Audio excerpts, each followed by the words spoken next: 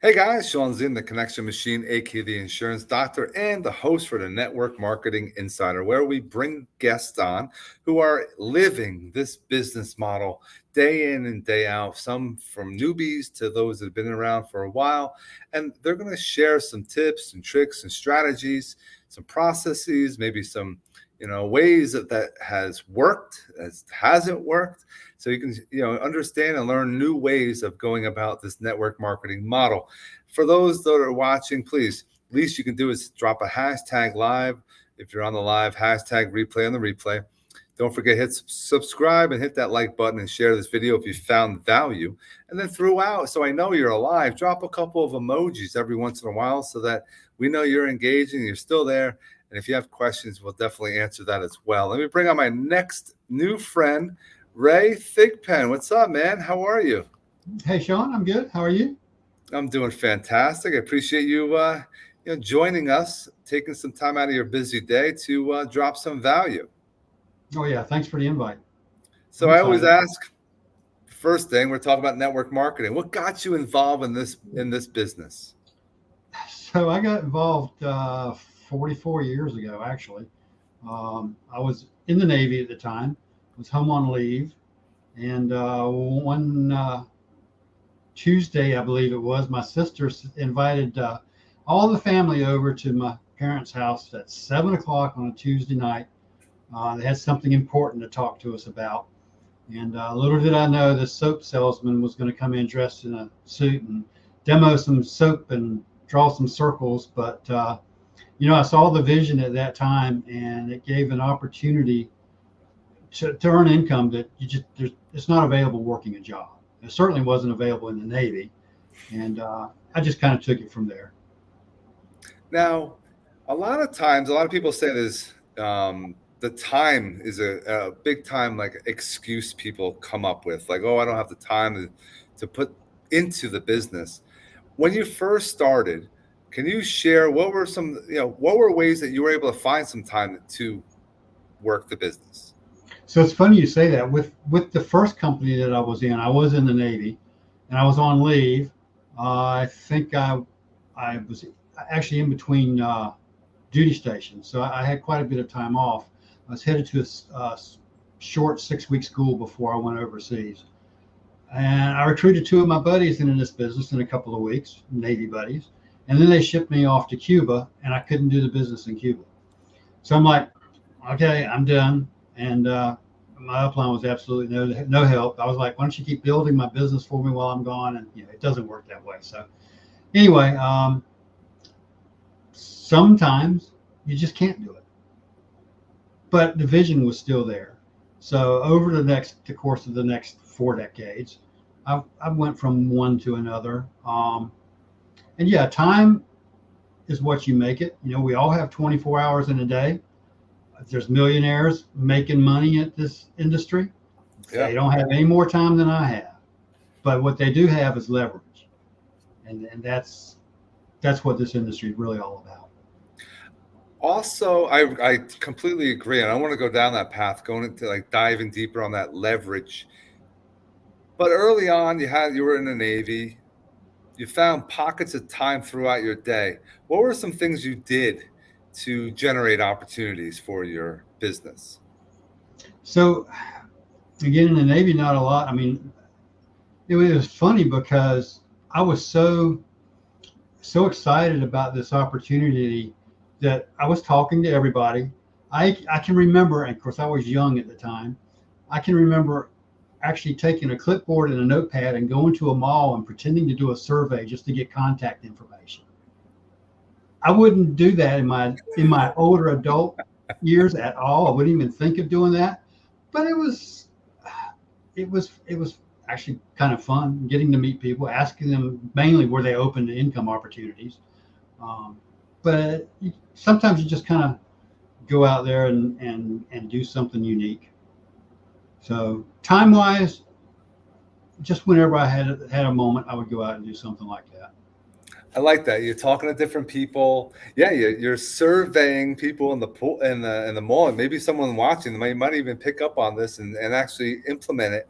And if you do, definitely come back and share your results, because the more that you're talking to others, you're going to have those success rate is going to be pretty good if you're talking and not just pitching your product and service right off the bat, but getting to know somebody.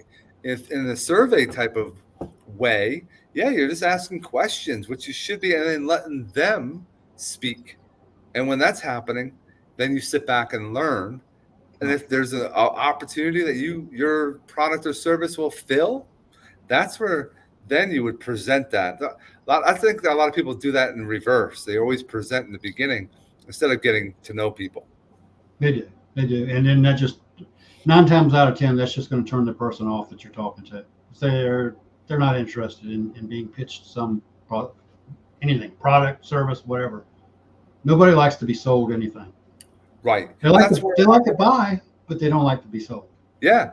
And a lot of people in the sales profession go into network marketing and they're not successful because they'll sell a whole lot of product or service, but nobody will. And then it goes back to that word you used earlier. They don't leverage other individuals, other human beings and if you make and teach and help duplicate, now you have multiple people like you that you're going to be able to, if you can sell 10, whatever, and they sell 10 and they sell 10, now you exponentially grow and you're leveraging other people to do work as well. Exactly. And you can't be too good at a salesman. If you're too good at it, then the people that you pitch the opportunity to will say, I can't do that. But if you come up with an easy, simple, duplicatable system and you can teach them, then they can teach others. And that's how you're leveraging your time. Now, at this point in your career, are you doing a lot of the teaching on Zoom, on phone calls, on video calls? Can you talk about that? Just about everything is on Zoom, Facebook chats, group chats, stuff like that. Our team will get together and bounce ideas back and forth. But the more formal training is all Zoom calls. I mean, we're global, so it's not like we can get together at the local hotel. We don't even have hotel meetings anymore. I've done those in past opportunities. But that's one thing about network marketing is the whole social aspect of it. 80% of the people, I think I've heard, 80% of the people that join a network marketing company really don't do any sales. They're just there for the social aspect of it.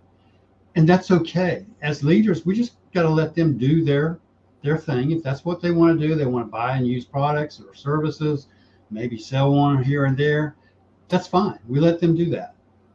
But that's the attraction of network marketing is the social aspect.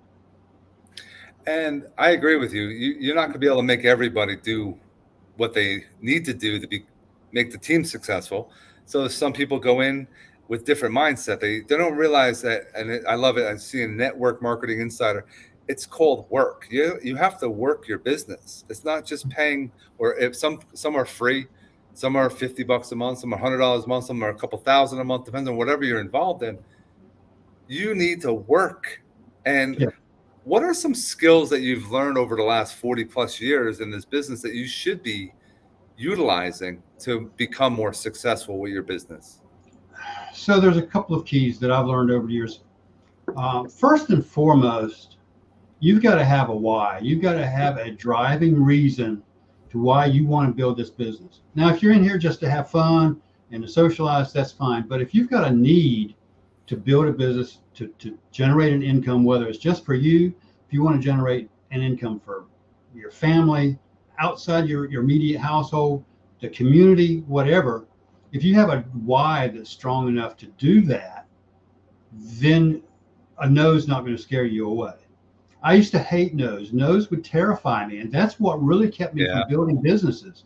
Somebody says no, and I was like Jim Rohn would say, the weed that shrivels up in the sun. It says no, and I just kind of go away. But Ray Thigpen has a great book. He's co-author, Go for No.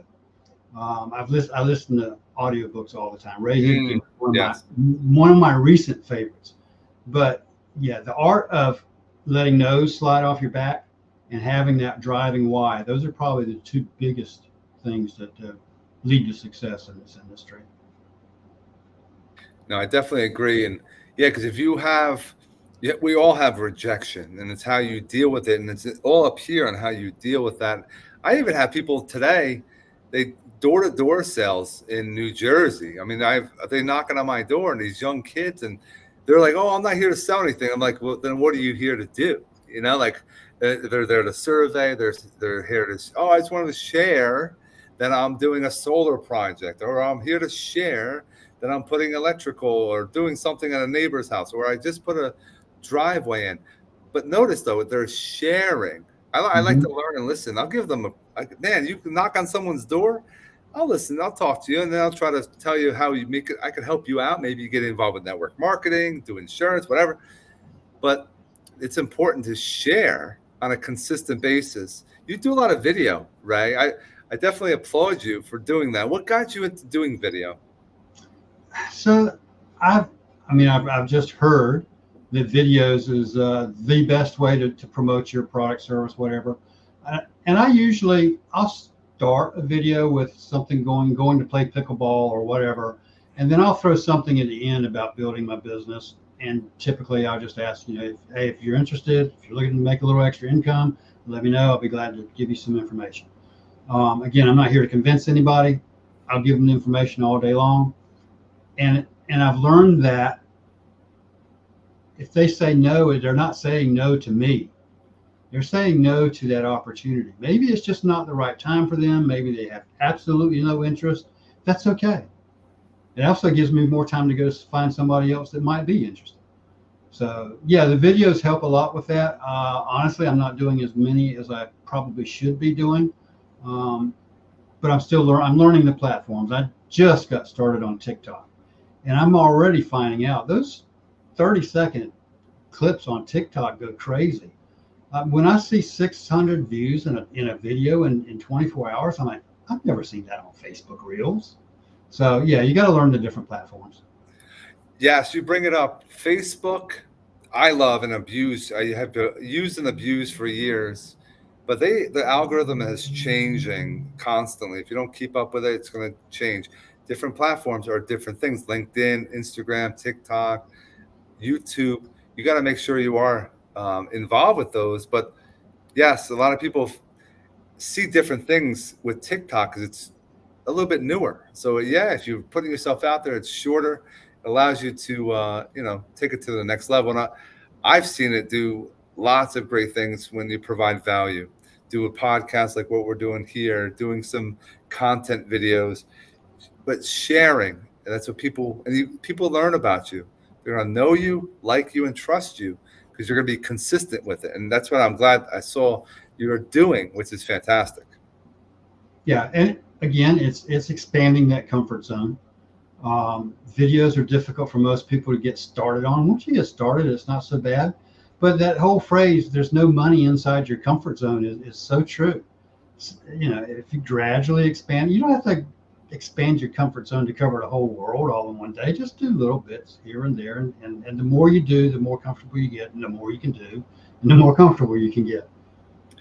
And I like Ray's got this niche. He's into pickleball, most popular sport going right now I've seen, and I'm sure you're able to utilize and leverage that game activity to the people that you know to get opportunities, conversations to lead to business because you're playing a game and keeping yourself healthy. I do, and it's funny because pickleball. Well, I really got involved in pickleball about 3 years ago. My wife and I sold our house and everything we owned and moved into our RV and hit the road full time and traveled the country. And I picked up pickleball in Florida and Arizona and really loved the sport. And then when I moved back home here in North Carolina a little over a year ago, there was a group that had started playing that didn't really know all of the ins and outs, and I wanted to start teaching more. So I became a certified pickleball instructor. And then I found out that I have a passion for teaching almost as much as my passion for playing. And then of course that also goes right back into network marketing. It's learn, practice, and teach, I think is how Jim Rohn puts it, right? So it all applies. And yeah, I've had people the way I actually got started in this last venture is I was following a young professional female pickleball player who put a post on Facebook one day and said, "Hey, I've just started this new program, this new venture, and if you have any interest, let me know." And that started down the line, and that's where we are today. So yeah, it's pickleball builds social skills as well as physical skills.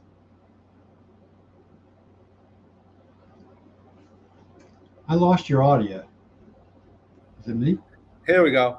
There we How go. long does Okay. it- how long does a pickleball match does it last? Is it usually an hour, 2 hours? Is there a So one game is, in most tournaments, one game's to 11 points by one.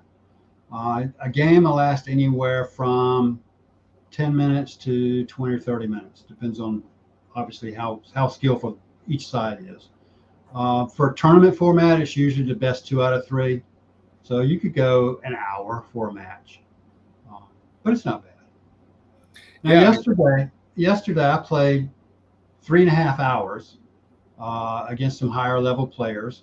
My Fitbit said I did just over 8 miles, Wow. and so I was worn out. Some people say, "Oh, it's an old folks game. There's nothing to it," but I burned 2,300 calories in 3.5 hours, and yeah, it's definitely a real sport.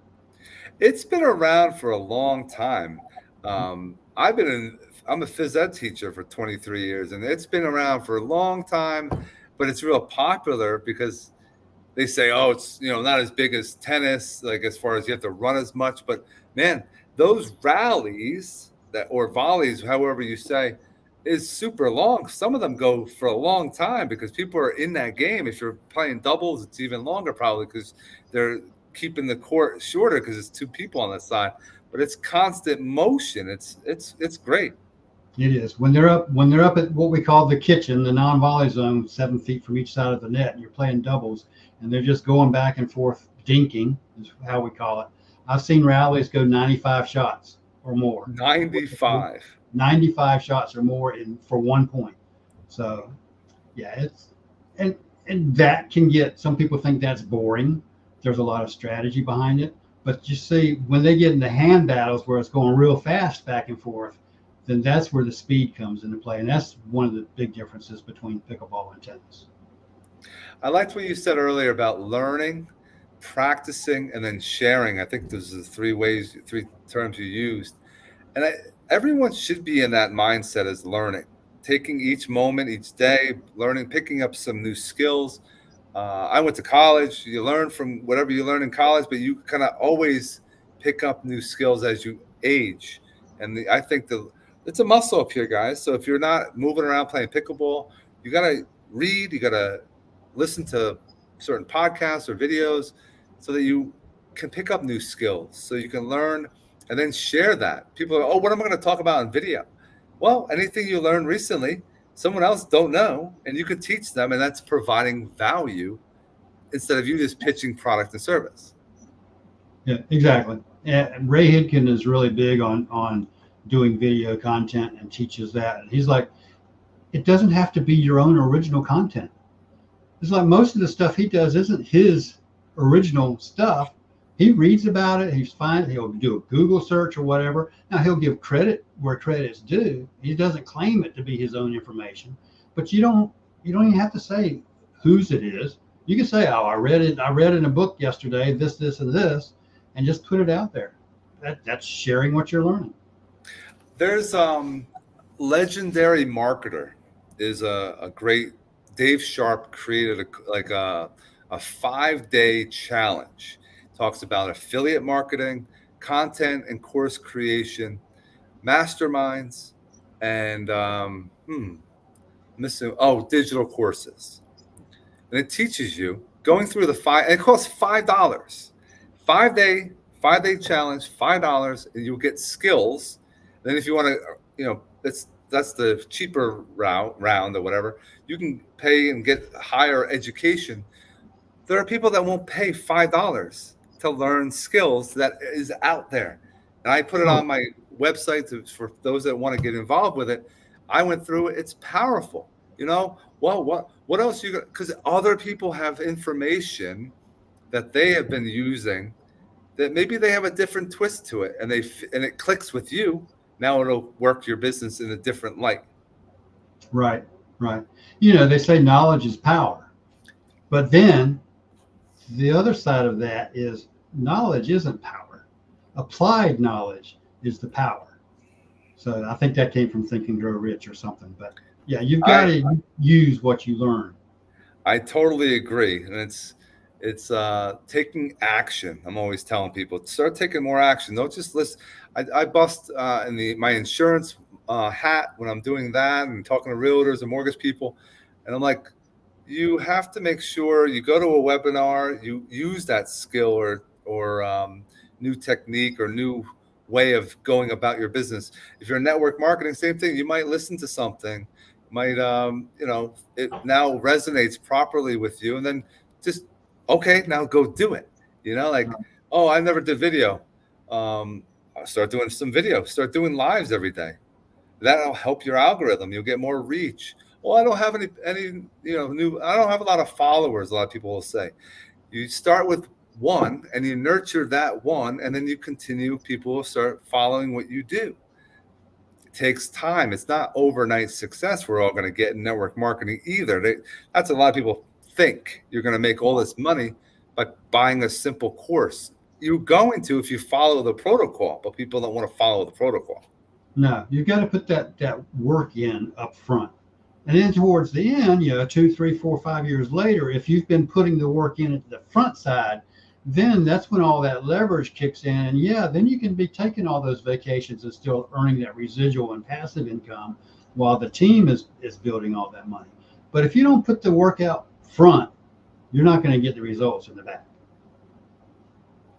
Yeah, like Ray said, you got to build a solid team of leaders and builders.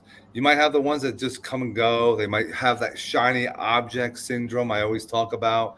Some other new products coming out. Oh, this is it. Everyone's going to make and get rich. No, if you sit back, try to find the ones that are just like you. They're hungry. They have their why, and then build with them, and then teach them how to find them and replicate and duplicate them. It's a process. You do it slowly. You can go. I have different things I've learned recently. To own your life. You can have it multiplies. You want to have 2 people, and if you can get 4 people, then you teach those 4 people to get 2 people, and exponentially, you're going to have a lot more people in your downline. And if your upline is leaving you, that's okay because you're still going to have people that are going to be leading and building for you, and that's where your passive income won't drop off. Yep. Yeah, you have to teach to teach. A lot, and depending on the different incentive plans or comp plans or whatever you are out there, some let you go wide, some you go deep, but they say, what is it? You go wide for longevity, and you keep building while your downline is building, because there are going to be people that drop out. It just happens. That shiny object syndrome happens in all industries, and it's not just the lower people, the people that have been around not doing anything. Leaders will leave a company to go to another company, and they'll take their whole team with them. Ray Thigpen talks about that, but he stays so busy. He's like, I just put in a new goal that month. I'm going to recruit more people than I've ever recruited before, and that makes up the difference in the long run from so he doesn't feel that pain. But you've got to stay engaged all the time. You can't just sit around and wait for somebody else to do the work for you. That's not networking. Exactly. Now, I see in your background, Shopley, Tony Lucero, I believe. Yes, I know that. How do you know him? So I know him from some of the groups. I almost think he's on our team, because I actually got started with Shopley real soon after. We're still pre-launched. I don't want to talk a whole lot about the company, right? But yeah, it's there's a lot of people that are involved that have been involved in big things in the past. Tony is one of the guys that I don't have a lot of personal contact with, but I do know of his name in the group. In fact, he's in a separate group from where I am. Yeah, it's different teams build and within the same companies, but we're all kind of intertwined right now because the company is so new. I know from another platform, and he actually will be a guest in a future episode. So I definitely saw Shopley, definitely good guy. Something that a lot of people are afraid to do what you're doing as far as being a guest, because a lot of times I'll ask and they'll say, "Oh, I don't have the knowledge yet." You have the knowledge, and you were gracious to come and drop value for us today. But you had some hesitation. Can you talk about the hesitation you had coming on, and then how you felt going through being on a podcast? Yeah, so this is my first podcast. Again, stretching that comfort zone, and I didn't really know anything about you for that matter. Yep. But I like I do when I look at any opportunity, I did my due diligence. I went to your YouTube channel. I watched some videos. I'm like, okay, so we're not talking specific companies, because I'm really not at that point with Shockley now where we have anything concrete and specific that we can share. But it's not about that. So I'm like, okay, well, that's fine. I've got 44 years of experience in the industry. I can tell you that over 44 years, I haven't made a ton of money. I've learned a lot. So Jim Rohn said, if you want to become successful, surround yourself with successful people and do what they do. On the opposite end of that spectrum is you can surround yourself with unsuccessful people and don't do what they do. Right? Yes. So kind of don't do what I've done for the past 44 years. When I got to this point, when I saw Shopley, I said, this is it. I'm 65 years old. I'm going all in. This could be my last hurrah. And that's it. I've started building an international team. It's just like we've got a simple cut and paste system that works, and we're all excited about it. So that's how we're going there. No, it's definitely a fantastic time to meet you. Yes, I use social media to network and grow, and I'm building myself, and I'm glad that you took it upon yourself to do due diligence and look at some videos that are on the website or YouTube channel, etc., and learn. That's what the goal is. And take a chance, take a risk, and be outside your comfort zone. I'm always sharing with people. You never know what's going to happen, and I always have a call, find out how people are on in this conversation, if they take me up on it, and then you killed it, man. You did a fantastic job. I want to thank you again for joining us and giving those nuggets of information that people can take action and actually see some success from their work if they actually choose to do that. And but I hope you continue growing. I hope your success with Shopley goes as planned. And this is just the beginning of our relationship. So I appreciate you being here, Ray. Yeah, I appreciate it, Sean. Again, I appreciate the opportunity and the invite. Helped me get out of that comfort zone. And I hope that your audience picked up a few nuggets along the way too, so that helped them on that journey. The network this industry is just the greatest industry in the world. And there's just some things about it that people can, if they can take away from our conversation, that they can see the positive attitude that we have and the excitement that we have about it. And that'll probably help a lot. Definitely check out the description, guys. Look at the his contact information, reach out to him, have a conversation, see what he's doing. If it's a fit, we're all here to grow. Likewise, I have my information there. Definitely reach out. Love to have you on as a guest if you are in the network marketing business. And as always, I'm here to help, motivate, and inspire. Ray, have an awesome day. Stick around for one moment, everyone else. We hope you have an amazing rest of your day. Thanks, Sean.